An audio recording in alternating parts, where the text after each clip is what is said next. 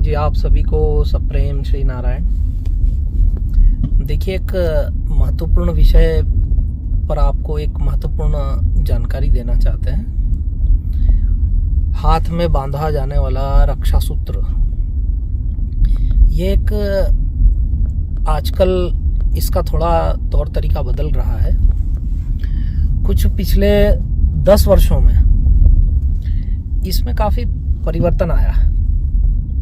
पहले रक्षा सूत्र एक मौली बांधी जाती थी हाथ में, वो एक ही बार उसको हाथ में लपेटा जाता था और येन बद्धो बलि राजा दानवेंद्रो महाबल,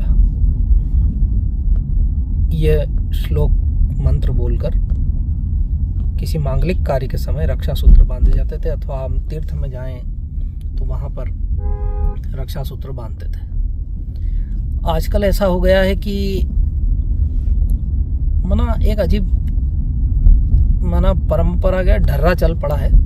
वो हाथ में कई बार लपेट दिया जाता है।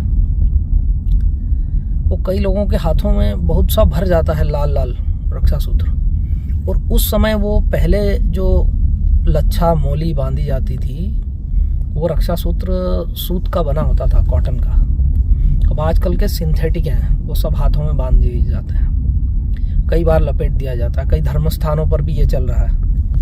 तो हम सभी से ये कहना चाहते हैं कि इस तरह का इतना अधिक हाथ में ये पहनना ये ठीक नहीं है। आप रक्षा सूत्र बांधे, सूत्र होता है, रज्जु नहीं है।